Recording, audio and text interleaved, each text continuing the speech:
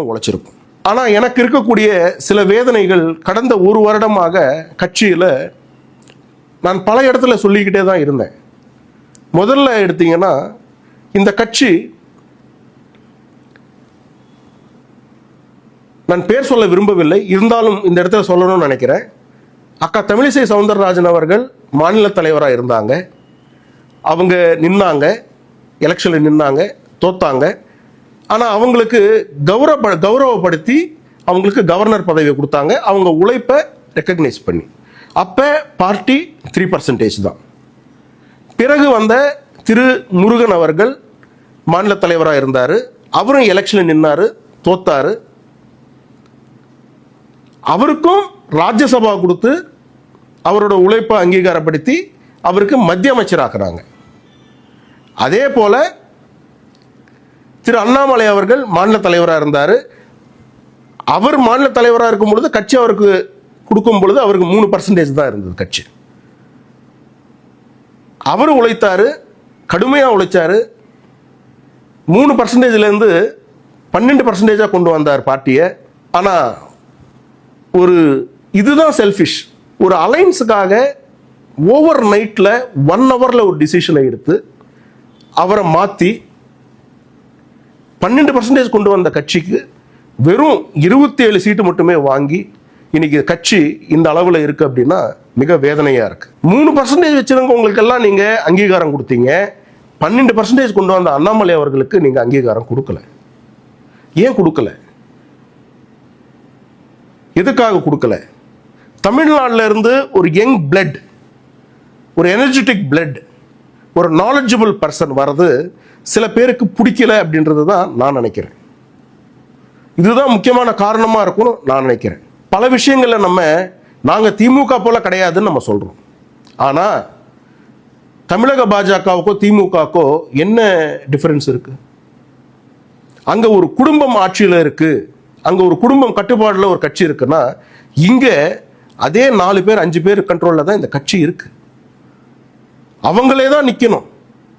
தோத்தாலும் பரவாயில்லை, திரும்பி திரும்பி அவங்களே தான் நிற்கணும்.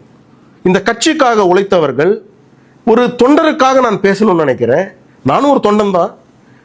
இந்த உழைக்கிறாங்கல்ல, சொந்த காசு போட்டு கட்சி மீட்டிங்கெல்லாம் வராங்கல்ல, அவங்களோட உழைப்பை இந்த கட்சிக்கு கொடுக்குறாங்கல்ல, எந்த ஒரு எதிர்பார்ப்பும் இல்லாமல் கட்சிக்காக அந்த போராட்டம்னா வராங்க, மாநாடுனா வராங்க, பொதுக்கூட்டம்னா வராங்க, எத்தனை நிகழ்ச்சிங்க, பிரதமர் வராருன்னா வந்து நிற்கிறாங்க. அவங்களுக்கு இந்த கட்சி என்ன பண்ணியிருக்குன்ற கேள்வியை நான் உங்ககிட்ட எழுப்புறேன். இது நீங்க சரி செஞ்சுக்கணும்.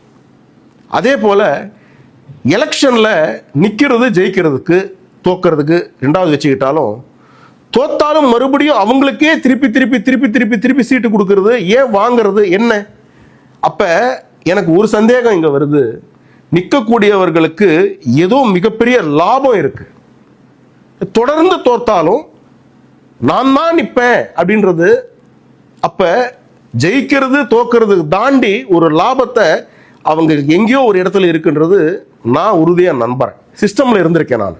எங்களுக்கு மோடி அவர்கள் இப்போ இல்லை, எப்பவுமே சாகர வரைக்கும் எங்களுக்கு பிடிக்கும்.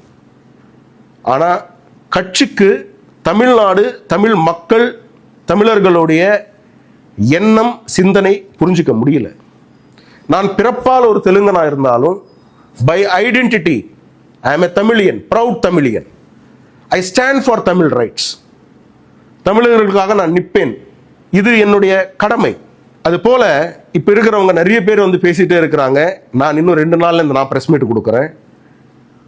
நிறைய பேர் அண்ணன் அண்ணாமலை அவர்கள் மேல நிறைய குற்றச்சாட்டு நீங்க சொல்றீங்க. எல்லாத்துக்கும் பதில் சொல்லுவோம். அதே போல வருங்காலம் என்பது திரு அண்ணாமலை அவர்கள், திரு விஜய் அவர்கள், இப்படிதான் போட்டி இருக்குமே தவிர மற்றவங்க எல்லாருமே இரலவெண்டா மாறிடுவீங்க. இவங்க 2 பேர் நடுவில் தான் போட்டியே இருக்கும். இவங்க 2 பேர் நடுவில் தான் காம்படிஷனே இருக்கும். இன்னைக்கு அண்ணாமலை அவர்கள் தொடங்கி இருக்கக்கூடிய இயக்கம் தமிழர்கள் நடுவில் மிகப்பெரிய வரவேற்பை பெற்றிருக்கு.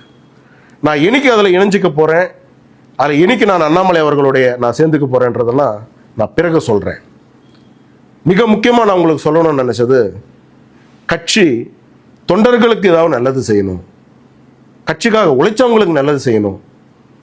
எங்கேயாவது ஒருத்தர் சொல்றாங்க, இந்த கட்சியை விட்டுட்டு போறவங்க எல்லாருமே சுயநலவாதிகள். மத்தியில் ஆளுங்கட்சியில் இருக்கக்கூடிய ஒரு கட்சியில இருந்து ஒருத்தர் வெளியே போறாங்கன்னா அது எப்படி சுயநலமா இருக்கும்? நான் கேட்கறதெல்லாம் ஒண்ணுதான். கட்சியில் இருக்கக்கூடிய தொண்டர்களுக்கு அடிப்படையில் நம்ம எதுவுமே பண்ணலைனாலும் பரவாயில்ல, அவங்களுடைய தன்மானத்தை நம்ம காப்பாற்றணும். அந்த தன்மானத்தை காப்பாற்றக்கூடிய செயல் கூட செய்ய முடியாத சூழ்நிலையில இன்னைக்கு தமிழக பாஜக இருக்கின்றது தான் எனக்கு மிக வேதனையா இருக்கு. நான் ஒண்ணு மட்டும் உங்ககிட்ட சொல்லிக்கணும்னு நினைக்கிறேன். குப்புசாமி அண்ணாமலை என்னும் நான் அப்படின்னு சொல்லி அந்த வார்த்தைகளை நான் கேட்கும் வரைக்கும் நான் ஓய மாட்டேன். உறுதியாக சொல்கின்றேன், வருங்காலத்தில் அண்ணன் அண்ணாமலை அவர்கள்தான் முதல்வராக வருவார். நன்றி, வணக்கம்.